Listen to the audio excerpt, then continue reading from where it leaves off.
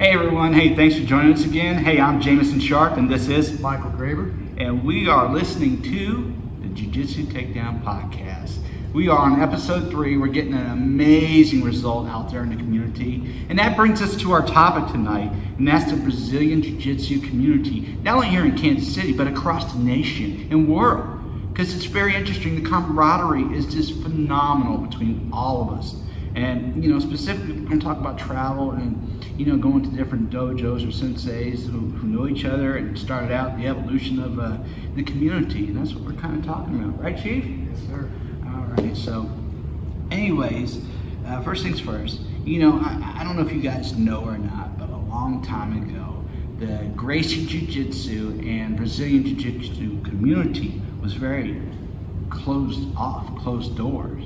And it wasn't real public and shared like it was today. Would you agree? I would agree. So tell us a little bit about your experience in that, when you first started in the community. I think about when you started Jiu-Jitsu, there wasn't as much social media, there wasn't definitely as much information that's out there. That's probably the biggest thing that's changed.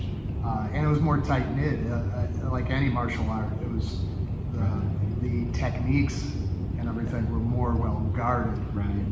Family secrets. Sure. So at that point, you really started to see the academies had a definitive game. And as I said, the academies, I think I said that you say this all started more in Brazil, but it was more of like war. It was when you go to competitions, it was more heated. It was cool to watch. But I really don't, even to this day, when I went to Brazil and watched the World Championships and to see the teams and see the crowd at the Tijuca Tennis Club out there in Rio, and there's nothing like that, because they went crazy for it. It was like going to a professional sports out here. So, it's still catching up out here. When you go to the World Championships now, it doesn't have as much fanfare. Sure. Many people in the stands. I don't think it has as much emotion, that people had. More passion. Sure. So back then, it was cross training in different academies. It was a no-no. Definitely a no-no. Yeah. Even today. I think it's becoming less of a stigmatism. Yeah. And now more people are going there. You're seeing that where people are changing flags and going to different academies. Yeah, you are seeing that. That happens. I mean, it happened back then too, and maybe it's just because now with social media and that you're seeing more of it. But people knew when this guy used to go train with this team, and then they moved over to the other team, and then that person was marked. Exactly. There's been, I've seen several examples, not only professionally but in professional competitions, where guys would actually come to the Gracies, and the Gracies would open up their doors. And you know what? That guy would stay there. He gets black belt, and all of a sudden one day turns back on him. I've seen that. And I'm like, whoa. Yeah. I mean, I even seen from my experience with Megaton is that people would, they got their purple belt, and all of a sudden they went and opened up their own school and just disassociated themselves with Mag. Really? But that's just how it is. Yeah. People are going to go do their own thing, whether they have your blessing or not. That is true. That's fine. That is true. Now,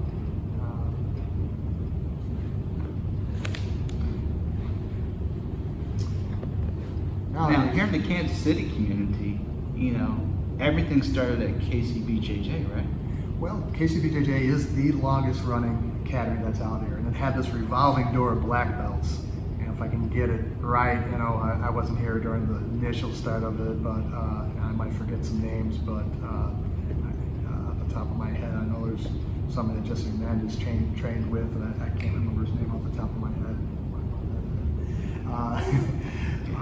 Anyways, getting back to the beginning of BJJ, the first person I remember hearing about was Montana. Montana came here, and I think every time a Brazilian came here and then dealt with a winner, they were gone. They'd go to Florida, they go to California. They're warm-blooded. They're coming from Rio de Janeiro, and they come here, and they're going to stay for a little bit and then leave. Then after that, Sun Yang came here and was training with everybody, and then eventually Sion left.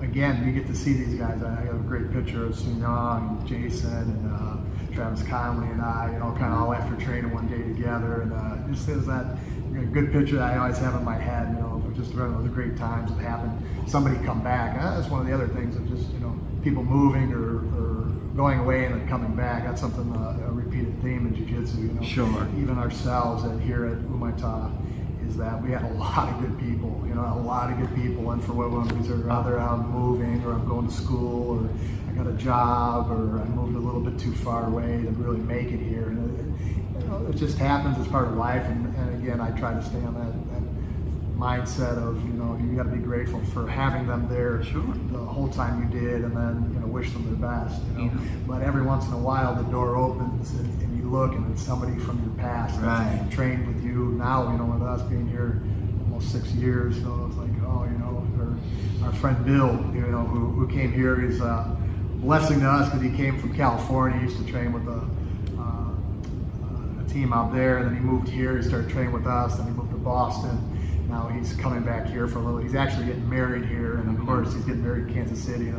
Invited all of us to go to his wedding. So it's like, man, we're looking so much forward to that. But yeah, so getting back to the KCBJJ and the days of training at the police academy. Those again are great memories. Back in 2005 is when I moved here, and that's when I met Jason Bircher and Eddie Kostler. And while they went there the first time and trained with them, and from the day that I walked in there and saw the traditional jiu-jitsu warm-up, running the circle, doing the drills, and that structure that I was used to from Megaton's training, it was like, this is my home. This is where I'm going to be. And it's great, So it was familiar. Yeah, it was just that same, so we get into the traveling and you go to other schools and you just see that, again, that same thing. You walk in the door and that culture of how the classes run and the warm-ups, and of course you'll see some things that vary from academy to academy, but usually you see that strong structure, and that's where you go, that's great, I'm going to be able to train at another place and learn something new, maybe see something you knew, you thought you knew, and see a different angle on it. And that's, I think, it's good. Every time you see somebody teach a move, it could be the same move taught by 10 different people, and you're going to pick up something different from each person. Oh, absolutely. So, the guys that teach here, every time I come in, it's a different teacher. I learn something different, and it's fantastic. Now, I will say this. You guys have been here how long? This location we've been here. It'll be 2 years in November. But the Humaita, Kansas City, Gracie Humaita. We started we started. 6-7 years ago. 6 years ago. 6 years ago. 2013. I go back through the old pictures you guys have online, and there's been a lot of people come through here that's got their blue belts and all those things, and literally thousands of people. Some people only come for one class, but it's like we had the stack of all the waivers, and there's like thousands of people have come through the door. That is amazing, and that brings us to the community of Gracie and Brazilian Jiu Jitsu, because wherever you go, there's always usually welcoming arms, and it wasn't like that back in the day for them. Right. It was sink or swim. We're going to tear you up, and you see the memes out there on the net. Hey, new white belt. Oh yeah. Right. So tell us a little bit, about Megaton. Oh my gosh. Being out there and singing or swimming with his grip. I got a couple good stories to try to keep it short, but literally, you go into some academies and some of the things they'll run everybody through from the white belts up, and then the black belt would fight the guys last, right? Not in our academy. Megaton would be the first guy to roll with him, and he would just, he wouldn't hold back. Yeah. I really think it was like, his thought was that you don't want that person to leave and say like, hey, it was easy school, or like, these guys weren't, it's like your reputation. So, and people came in there, and a lot of times, people came in there to kind of they see where you are and come in with a little bit of ego and say like, okay. Oh boy. So that is not the place for the ego. You'd see that, and then you'd start to, again, you'd go, hey Mike, go with this guy. Say, okay, and then you go look at the end, and he'd go like this, Oh no. Okay, so you don't want to hurt the guy, but you want to represent. It became, and that's how I think about it. As one of my friends told me at one point, it's like when you walk into another school, especially, I think maybe now as you're older it's different, but you're in your prime and you're a blue belt or a purple belt, maybe not so much as a brown belt. You walk into another academy, you better take it like almost like a tournament. Sure. Those guys are looking at you, and it's like there's that tension, because I can't let. If Megaton's watching me fight this guy from another school, it's like, I can't lose to him. He's watching me, and there's that pressure for me to perform. Sure. I was like, I hope I slept good and was ready for that. But it brings one story, and I forget. It's like one of my good friends, Renee. He's sitting there at home, and all of a sudden, Megaton calls him up. I'll tell him in second hand, but Megaton says, hey, this guy's coming in today. We gotta, he's coming. And Renee's getting like ready, jumps in his car, drives there like a maniac, and jumps out of the car and goes to the academy with his gi, and he's, like almost drooling. Ready. He's like, okay, go roll with him. And so him and Meg just, beat the guy up and sent him on his way. Another fun one we even had that happened at our academy at Meg's too. We used to be off of Camelback, and not the greatest neighborhood, but we'd get people just walking by and looking. Come on in, okay, come on, try. It's like, what do you guys think? Okay. And start, more street self-defense then, where we could kick and punch and throw elbows and do that. A couple guys that were like, I want to train MMA, training with them, and they're like, you're doing guard, so they pick you up and slam you, and I was like, man, and I look at Maggie, and I was like, MMA rules, right? He's like, yeah, MMA rules. So then we start throwing elbows and start hitting him, get on top, put your knee in his face, put your hand on his neck, so. That's rough real quick. Oh, yeah, so. One of our guys, Sonny, big shout out to you, brother. He's a veteran as well. He's just traveling down, and he travels for his job in the military at times. And I got a soft spot for my veteran brothers, just to say that. So if you're a veteran, you better hit like and share. Anyway, so he was down there. He was telling me the other day he was down in Florida. He went and visited an academy to roll with him. And these guys down there was like, man, what are you guys doing up there in Kansas City? Man, son, you roll differently, man. So we must be doing something right. And the guys, I guess, the guys on the East Coast are more flow grappling and flow rolling compared to, it's different wherever you go, correct? Right. It depends. Yeah. A lot of times, again, in jiu-jitsu, there's that fine line where you're not supposed to be using too much strength. You're supposed to be using technique. It's kind of what we went over today in class. And it's like, it should be technique and leverage and trying to use those things. And if you're using a lot of strength, it's so hard. I think that's my hardest thing as a white belt, was turning off the aggression. I didn't understand, that, hey, you just don't go 130%. You just don't go full throttle all the time. I think how jiu-jitsu differs from wrestling. If you watch a Brazilian Jiu Jitsu black belt match, 10 minutes long, it's strategic. It's more strategic. Where in wrestling, it's just really, really go. Shorter rounds, different rules. So in this, it's again, you got to fight multiple times to get to that podium. So you have to be intelligent.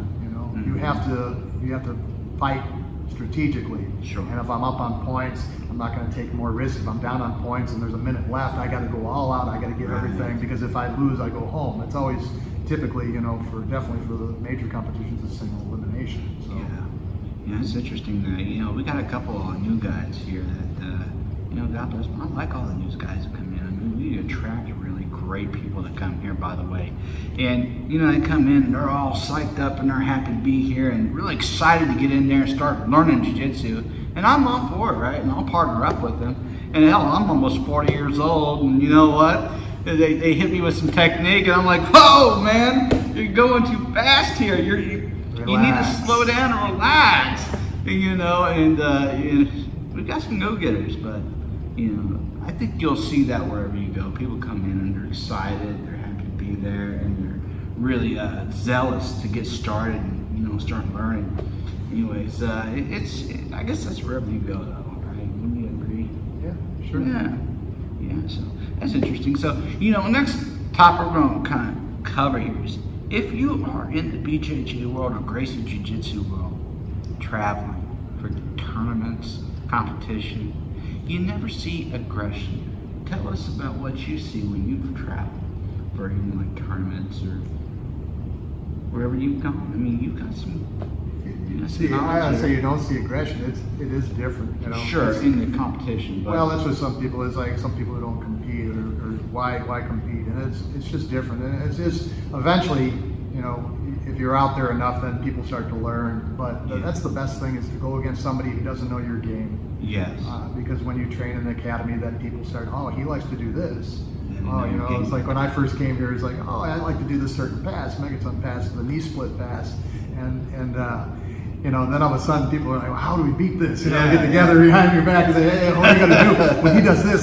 When he does this, let's figure out what to do. But that elevates your game, and that's good. You know, that helps everybody as the team involved. Oh, absolutely. But you have that chance to go compete against somebody that maybe doesn't know your game, or now again you have YouTube, so if you're fighting somebody, sometimes I'm like, I don't even want to look at what the guy does. I just want to go out there and feel. And then other times I'm like, well, we just watch his last 10 matches and take notes. And there's guys that train blindfolded. Isn't that right? Sure. They go and they train blindfolded when they're preparing for competition because they would rather feel and train. So when they're on their backs, they can feel the chess match instead of visually.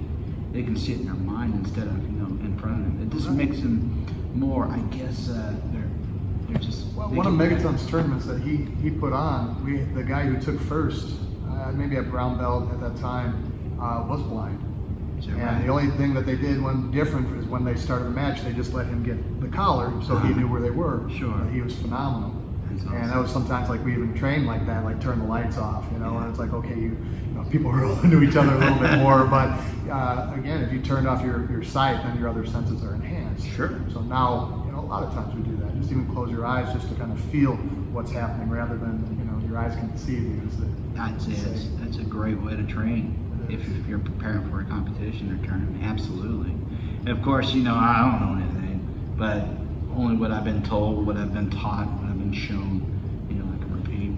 But anyways, traveling for like tournaments and BJJ competitions. You got an interesting story where you guys were just traveling out west or something like that, and you slept on the guys on a academy's floor, right?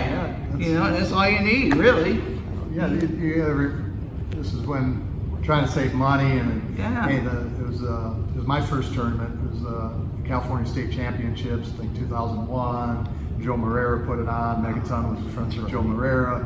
So he said, hey, come on out. You guys could, bring your sleeping bags, go sleep on the academy. It's like, man, we didn't have to pay for a hotel. That time we didn't care, It was great. It really was. It's an adventure. And so we all went out there and slept on the academy. Woke up the next day, and went to compete. And then even afterwards, we hung out with Joe Moreira and his family and invited us over to their house. Oh, that's right. And just to, again, kind of be exposed to different cultures, and seeing, like, it was really just being engulfed in the Brazilian culture. Sure. It was really something cool to watch. Oh, absolutely.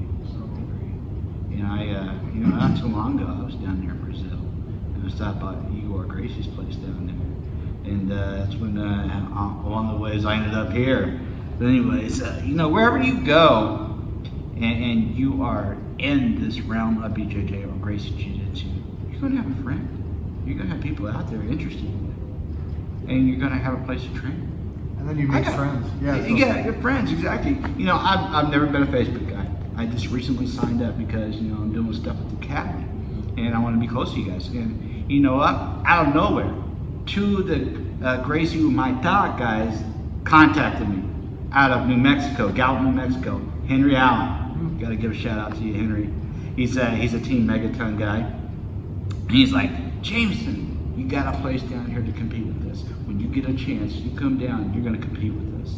I was like, really? Cool. That's awesome. Another guy out of San Francisco, Team Megaton, Michael Stratton Jr. I got to give him a shout out. He contacted, we were online, it's like, hey, Michael, hey, what's going on, man? It's your jiu-jitsu brothers here in Kansas City. Oh, yeah, hey, what's going on? And he linked up to us and everything connected, so you got to give him a big shout out. So wherever you go, there's usually someone that is in the organization or association.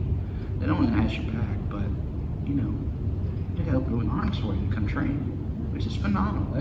That is the culture and community of BJJ and Gracie Jiu Jitsu. It's phenomenal. But in your experience, Yeah. I mean, everywhere I've gone, I've take my beat. Sure. And it's like, and like I said, there's times where I regret not going into the school. But like I said, as a blue belt, kind of apprehensive. You know, and more you get used to that, because you really got to feel like, hey, but like I said, as you go into these places, you meet friends and you meet people that you go see on the tournament scene, and then you go see, and maybe you go to their city, and hey, I could give you a call, and you know, so many people like that. You know, lifelong friends. You know, either my teammates from Megatron or from other academies, or just meeting them on the circuit. You know, it's like, and you know, you always end up running into them at other places, or oh man, you always have that camaraderie. Like, hey man, how's it going? You know, what have you been up to? Like, you know, it's like, again, seeing the guy that I had my first match with at that tournament. And go see him. You know, we fought each other in the nationals as brown belts together. Like, wow, a lot of experience. You know. Yeah. So just keep seeing that progress is neat. Well, that's really cool stuff. And well, guys, I think that's going to cut it tonight. And you know, hey, we appreciate you not only supporting us, but chiming in and liking and sharing the content we produce. But I think that's it for tonight. And just want to say thank you for watching. Thank you for listening out there on the airwaves and on the internet. And we really, really, really do. We got nothing but love for you guys that do support us. So we appreciate you. Hey, my name is Jameson Sharp, and this is Michael Graeber. And you're listening to the Jiu Jitsu Takedown podcast. And we'll see you next week. Thanks so much. Have a great one. Thank you.